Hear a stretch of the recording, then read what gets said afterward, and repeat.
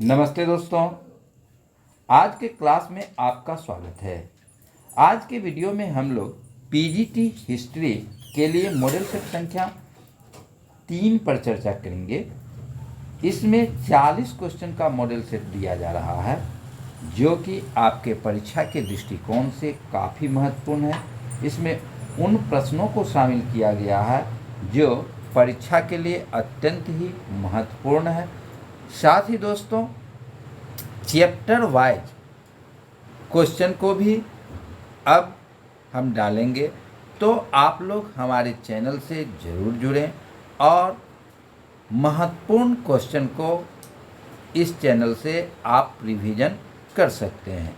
तो ज़्यादा से ज़्यादा शेयर करें एवं अपने दोस्तों में भेजें, जिससे कि ज़्यादा से ज़्यादा सेट हम इस पर डाल सकें।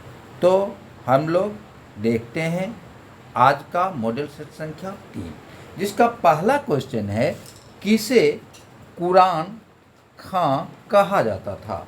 ए में है मुइजुद्दीन को, बी में है कुतुबुद्दीन ऐबक को, सी में है इल्तुतमिश को और डी में है रुकुनुद्दीन फिरोज शाह को।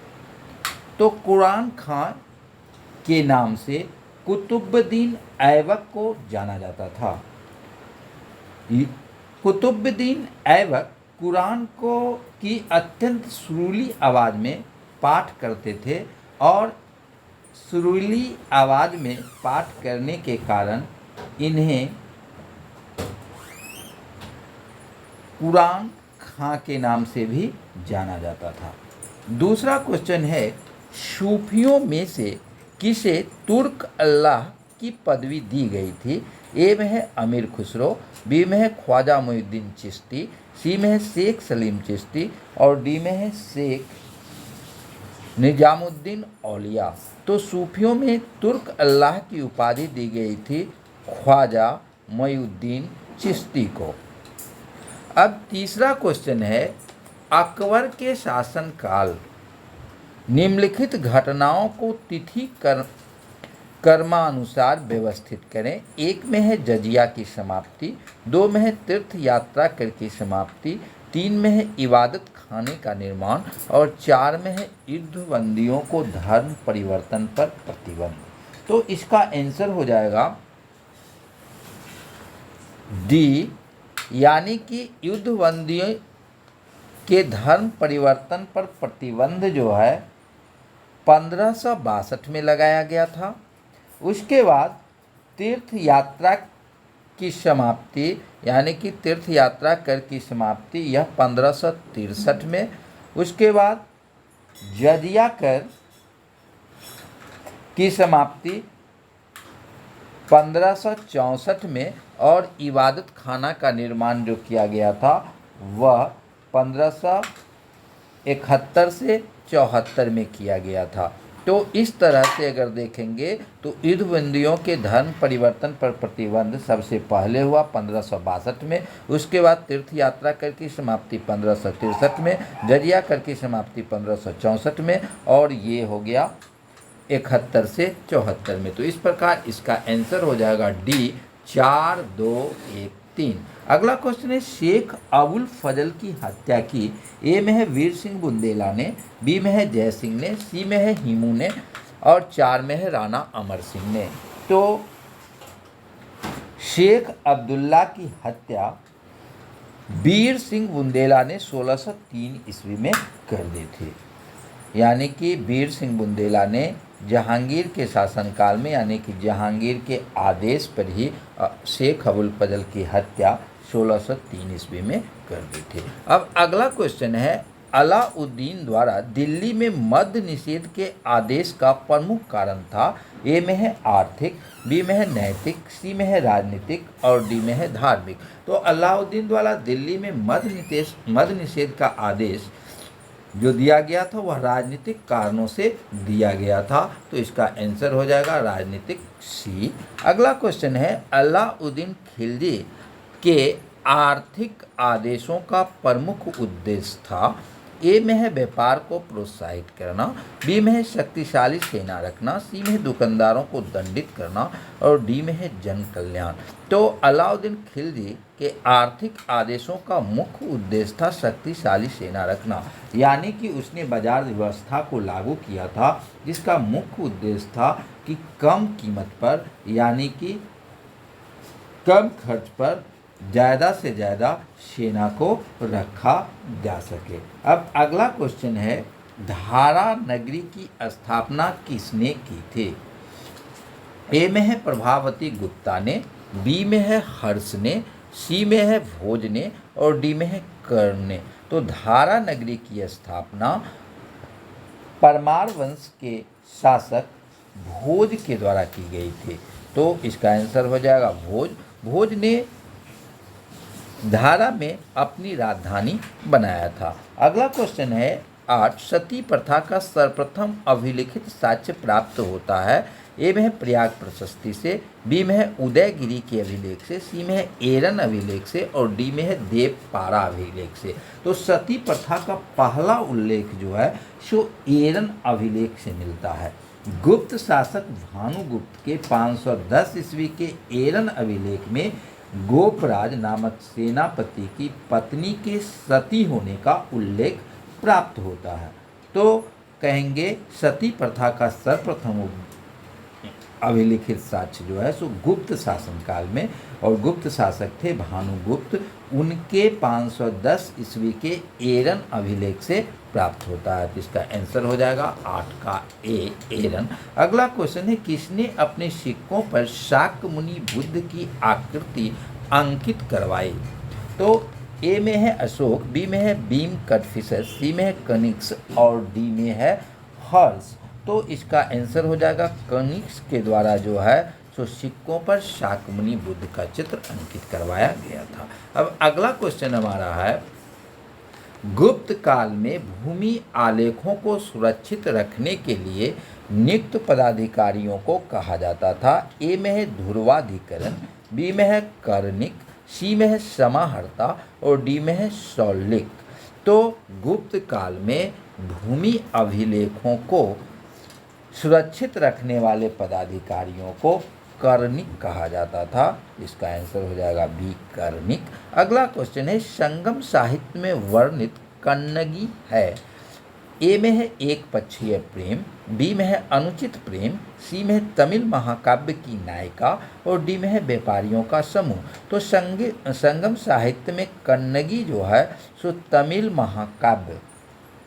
महाकाव्य का नाम था शिल्पाधिकारम। शिल्पाधिकारम महाकाव्य की यह नायिका है। इसमें नायक जो थे वह कोलवन थे, यानी कि शिल्पाधिकारम में नायिका के रूप में कन्नगी की चर्चा है और नायक के रूप में कोलवन का चर्चा है। अगला क्वेश्चन है, कौन एक शैव आचार्य था? ए में है भूत योगी, बी में है भ्रांत योगी, सी में है कुलशेखर और डी में है सुंदर मूर्ति। तो शैव आचार्य सुंदर मूर्ति थे। अगला क्वेश्चन है, लाल किला के मोती मस्जिद का निर्माण किसने कराया? ए में है अकबर ने, बी में है जहांगीर ने, सी में है शाहजहां ने, डी में है औरंगजेब ने। तो लाल किला के अंदर मोती मस्जिद का निर्माण औरंगजेब के द्वारा करवाया गया था। अब अगला क्वेश्चन है, सूची 1 को सूची 2 से सुमेलित कीजिए तथा सूचियों के नीचे दिए गए कूट का प्रयोग कर सही उत्तर का चयन कीजिए। इधर सूची 1 में नाम है और सूची 2 में राज्य का नाम है, यानी कि चैतन्य। दूसरा में है शंकर, तीसरा में है ज्ञानदेव और चौथा डी है त्यागराज।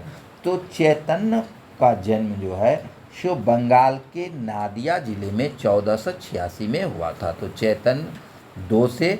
उसके बाद शंकर यानी कि शंकराचार्य का जन्म केरल के कलादी नामक गांव में 783 ईस्वी में हुआ था। तो बी का 1 हो जाएगा। उसके बाद ज्ञानदेव हैं, तो ज्ञानदेव का जन्म महाराष्ट्र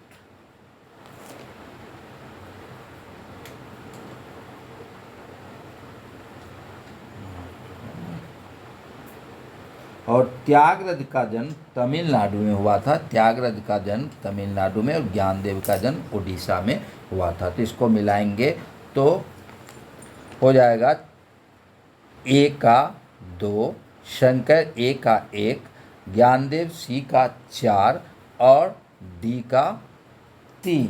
तो इसका आंसर हो जाएगा डी, ए का 2, बी का 1, सी का 4 और डी का 3। यानी कि चैतन्य का जन्म बंगाल में, शंकर का केरल में, ज्ञानदेव का उड़ीसा में और त्यागराज का तमिलनाडु में हुआ था। अगला क्वेश्चन है, अशोक के अभिलेख किन लिपियों में लिखे मिलते हैं? ए में है खरोष्टी एवं ब्राह्मी, बी में है खरोष्टी बारहवीं एवं ग्रीक, सी में है खरोष्टी बारहवीं एवं अरमाइक और डी में है खरोष्टी ब्राह्मी, ग्रीक और अरमाइक। तो अशोक का जो अभिलेख है वह इन चारों भाषाओं में मिलता है। खरोष्टी में भी है, ब्राह्मी में भी है, ग्रीक में भी है और अरमाइक में भी है। तो इसका आंसर हो जाएगा डी। अब अगला क्वेश्चन है, 4 वर्णों का उल्लेख सर्वप्रथम कहाँ मिलता है? ए में है पृथ्वी सूक्त, बी में है पुरुष सूक्त, सी में है तैत्तिरीय संहिता और डी में है वाजपेयी संहिता। तो चारों वर्णों का उल्लेख ऋग्वेद के 10वें मंडल के पुरुष सूक्त में मिलता है। तो इसका आंसर हो जाएगा बी, पुरुष सूक्त। अब अगला क्वेश्चन हमारा है, निम्नलिखित में से कौन वैदिक सभाएं थी? एक में है सभा, 2 में है विदत, 3 में है समिति और 4 में है परिषद। तो इसमें से चुन के लिखना है। तो देखेंगे वैदिक सभाओं में सभा, समिति और विदत तीनों का नाम आता है। तो इसका आंसर जिसमें 1, 2, 3 है वो हो जाएगा। तो इसका आंसर हो जाएगा सी, 1, 2, 3। अब अगला क्वेश्चन है, निम्नलिखित में से किन धातुओं का प्रयोग हड़प्पा वासियों ने नहीं किया? ए में है तांबा, बी में है सोना एवं तांबा, सी में है लोहा और डी में है चांदी एवं तांबा। तो सिंधु घाटी सभ्यता के लोगों को लोहा की जानकारी नहीं थी। इसका आंसर हो जाएगा सी। बाकी तांबा, सोना एवं तांबा एवं चांदी इसकी जानकारी सिंधु घाटी सभ्यता के लोगों को थी। अब अगला क्वेश्चन है, निम्नलिखित में से कौन हड़प्पीय नगरों का सर्वाधिक महत्वपूर्ण लक्षण है? ए में है विशाल आकार, बी में है विशाल इमारतें, सी में है योजनाबद्ध विन्यास और डी में है चौड़ी सड़कें। तो 19 का अगर हम देखें तो इसमें चारों विकल्प सही है, लेकिन सर्वाधिक महत्वपूर्ण लक्षण जो है सो सिंधु घाटी सभ्यता का नगरीय योजना एवं योजनाबद्ध विन्यास, यानी कि योजनाबद्ध ढंग से नगरों को बसाया गया था, यह सर्वाधिक महत्वपूर्ण है। तो इसका आंसर सी हो जाएगा। और इससे अगर यहाँ पर रहता उपरोक्त सभी तो वो आंसर हो जाता, क्योंकि ये सभी विशेषताएं सिंधु घाटी सभ्यता में थी। लेकिन यहाँ पर सब पूछ रहा है सर्वाधिक महत्वपूर्ण लक्षण कौन है, तो इसका योजनाबद्ध विन्यास हो जाएगा। अगला क्वेश्चन है, बोगज कोई के एक अभिलेख में आहूत आर्य देवता हैं। तो बोगज कोई से हमें आर्य देवता के बारे में जानकारी प्राप्त होती है, जिसमें यह एशिया माइनर यानी कि 1400 ईसा पूर्व के एशिया माइनर के बोगज कुई में जो अभिलेख प्राप्त हुआ है उसमें 4 देवता इंद्र, मित्र, वरुण एवं नासत्य, इंद्र, मित्र, वरुण एवं नासत्य का उल्लेख उस बोगज कोई अभिलेख में मिलता है जो ऋग वैदिक कालीन देवता थे। तो इसका आंसर हो जाएगा सी, इंद्र, मित्र, वरुण और नासत्य। अगला क्वेश्चन है, बौद्ध शब्दावली में धर्म चक्र परिवर्तन में क्या निर्देशित होता है? ए में है जन्म और मृत्यु के चक्र में विश्वास, बी में है बुद्ध की निर्वाण प्राप्ति, सी में बुद्ध का प्रथम उपदेश और डी में चक्रवर्ती का व्यक्तिगत धर्म। तो धर्म चक्र परिवर्तन जो है वह महात्मा बुद्ध के प्रथम उपदेश से है। ज्ञान प्राप्ति के पश्चात यानी कि जब महात्मा बुद्ध को ज्ञान की प्राप्ति हो गया था उसके बाद उन्होंने सारनाथ गए और सारनाथ के ऋषिपत्तन में ब्राह्मण सन्यासियों को प्रथम उपदेश दिए, जिन्हें बौद्ध साहित्य में धर्म चक्र प्रवर्तन के नाम से जाना जाता है। अब अगला क्वेश्चन है, निम्नलिखित में से किस एक विचार का प्रचलन महावीर ने किया? ए में है अहिंसा, बी में है अपरिग्रह, सी में है ब्रह्मचर्य और डी में है सत्य। तो महावीर स्वामी के द्वारा, यानी कि महावीर स्वामी जैन धर्म के 24वें तीर्थंकर थे। उससे पहले 23वें तीर्थंकर पार्श्वनाथ थे, जिनके द्वारा चतुर्महाव्रत सत्य, अहिंसा, अस्तेय एवं अपरिग्रह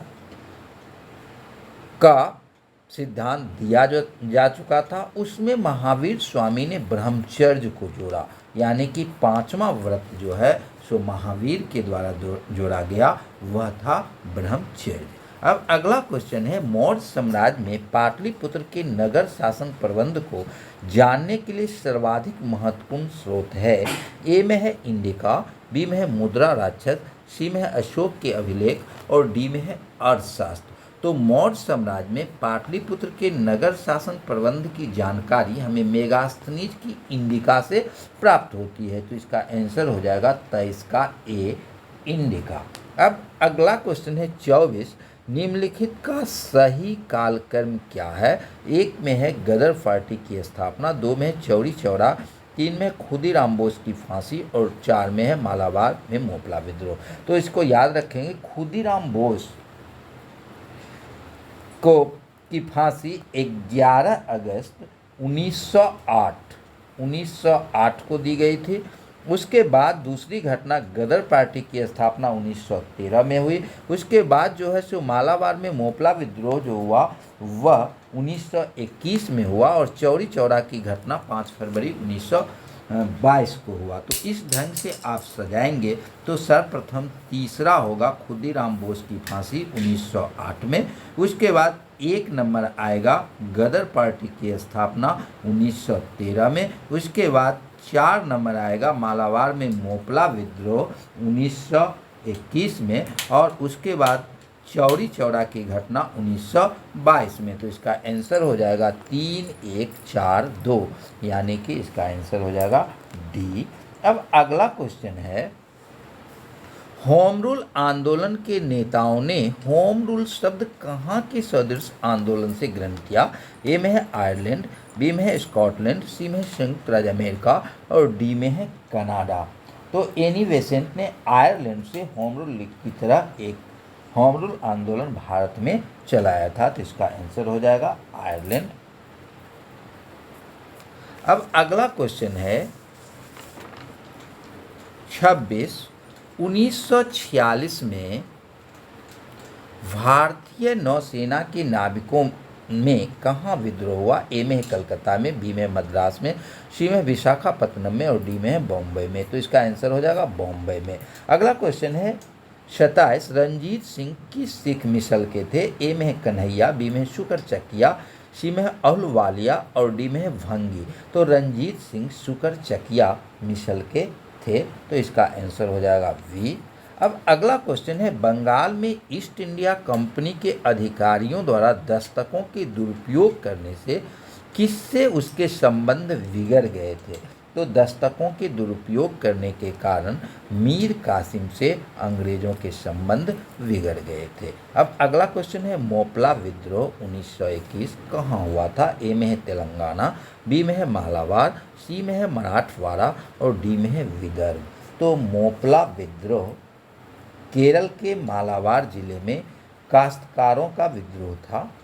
इसके नेता जो थे वे मुस्लियार थे। तो यानी कि मोपला विद्रोह केरल के मालाबार में हुआ था। अगला क्वेश्चन है, बाबा रामचंद्रन ने कहाँ पर किसानों को संगठित किया? ए में है अवध में, बी में है बिहार में, सी में है बंगाल में और डी में है आंध्रा में। तो बाबा रामचंद्रन के द्वारा अवध में किसानों को संगठित किया गया था। अब अगला क्वेश्चन है, भारत का प्रथम राष्ट्रीय समाचार एजेंसी थी? तो ए में है द इंडियन रिव्यू, बी में है द प्रेस ऑफ इंडिया, सी में है द हिंदुस्तान रिव्यू और डी में है the associated press of India. तो इसका आंसर हो जाएगा D, the associated press of India. अब अगला क्वेश्चन है, महात्मा गांधी ने दांडी मार्च प्रारंभ किया? ए में है पूर्ण स्वराज की प्राप्ति के लिए, बी में है निजी शासन के लिए, सी में नमक कानून के विरोध में और डी में है इनमें से कोई नहीं। तो महात्मा गांधी द्वारा दांडी आंदोलन यानी कि दांडी मार्च किया गया था नमक कानून के विरोध में। तो इसका आंसर हो जाएगा 32 का सी। अब अगला क्वेश्चन है, भारत में अस्थाई बंदोबस्त प्रारंभ निम्न के शासनकाल में हुआ था। ए में है लॉर्ड वेलेस्ली, बी में है लॉर्ड हेस्टिंग्स, सी में है लॉर्ड कॉर्नवालिस और डी में है लॉर्ड मेयो। तो लॉर्ड